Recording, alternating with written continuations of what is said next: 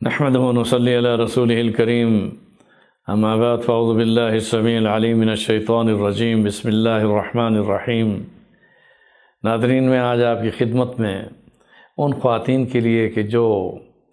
حاملہ ہونے کے بعد اس خوف میں رہتی ہیں کہ جب ڈاکٹر انہیں یہ کہتا ہے کہ آپریشن سے ان کا بچہ پیدا ہوگا، تو ظاہر ہے کہ آپریشن کا نام سنتے ہی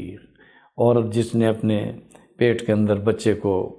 اللہ تعالیٰ نے اس کے لیے قرآن پاک میں بھی ارشاد فرمایا وَحْنٌ عَلَىٰ وَحْن کے ساتھ، یعنی کتنے مشقت کے ساتھ اس کو لے کر چل رہی ہوتی ہے، تو اس عورت کو جب یہ کہا جاتا ہے کہ آپ کا آپریشن ہوگا اور آپ آپریشن کے بعد بچہ پیدا ہوگا، تو اس کے لیے ایک بہترین نسخہ میں آپ کو بتانا چاہتا ہوں قرآن و سنت کی روشنی سے۔ جب حضرت مریم کو حضرت جبریل امین نے آ کر بتایا یا مریم ان اللہ یبشرک، اللہ تعالیٰ تجھے خوشخبری دے رہے ہیں، یعنی ایسے بیٹے کی کہ جس کا باپ تو نہیں، نہ مثل عیسیٰ عند اللہ کا مثل آدم، یعنی عیسیٰ علیہ السلام کی بشارت بمسیح عیسیٰ ابن مریم کے ساتھ کہ تجھے خوشخبری دی جا رہی ہے۔ تو حضرت مریم نے جواب میں حضرت جبریل امین سے یہ کہا کہ میں کس طرح میرا بچہ ہو سکتا ہے، انا یکون لی ولد ولم یمسسنی بشر، جب کسی بشر نے مجھے چھوا تک نہیں۔ قال کذلک اللہ یخلق ما یشاء، اب یہاں اللہ تعالیٰ نے ارشاد فرمایا کہ ہم جب چاہیں جیسے چاہیں پیدا کرتے ہیں۔ یخلق ما یشاء یہب لمن یشاء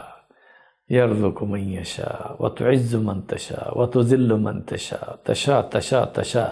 جہاں جہاں پر بھی یہ لفظ آیا ہے یعنی یفعل ما یشاء، تو اللہ تعالیٰ قادر ہے ہر چیز پر۔ تو ظاہر ہے کہ حضرت مریم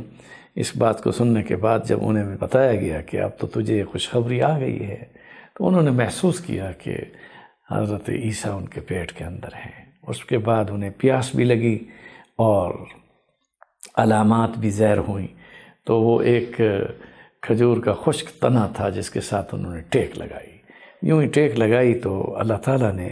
اس خشک کھجور کے تنے میں سے رطب کھجور پیدا کر دی۔ یہ بھی اللہ تعالیٰ کی قدرت ہے کہ ایک خشک تنا ہو کھجور کا اور اس میں رطب کھجور آ جائے، اور جہاں حضرت مریم کے پاؤں تھے وہاں سے پانی کا چشمہ نکلا۔ تو رب ذوالجلال نے حضرت جبریل امین کے ذریعے سے حضرت مریم کو یہ حکم فرمایا کُلی واشربی وقرری عینا، کھا لے اس کھجور رطب کو اور پی لے اس پانی کے چشمے کے پانی کو اور لے لے اپنی آنکھوں کی ٹھنڈک کا سامان۔ تو رہا یہ کہ حضرت مریم نے کھجور کھائی، اس کے بعد پانی پیا چشمے کا، اور اس کے ساتھ ہی یعنی حضرت عیسیٰ علیہ السلام کو اپنی گود میں لے لیا۔ اب یہ واقعہ بہت لمبا ہے، میں اس واقعے کی طرف نہیں جانا چاہتا، لیکن یہاں یہ بات ذہن نشین کر لیں کہ حاملہ عورت اگر اپنے حمل کے دوران میں روزانہ 7 دانے یعنی اگر عجوہ کھجور مل جائے تو روزانہ 7 دانے وہ کھائے۔ اسی طرح سے رطب کھجور جو کہ آدھی پکی اور آدھی کچی، اس کو رطب کہتے ہیں، وہ کھجور اگر وہ کھائے تو ایام حمل میں اس کھجور رطب کو 11 دانے اگر وہ ڈیلی کھائے،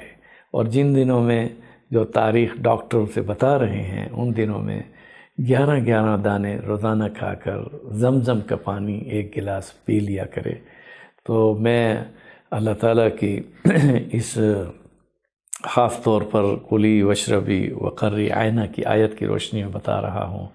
کہ ایسی عورت جس کو ڈاکٹر اگر یہ بھی کہہ چکے ہوں کہ آپریشن ہوگا، عجوہ کھجور یا رطب کھجور یا رطب اور عجوہ دونوں کو 11 دانوں کے ساتھ کھائے، 7 دانے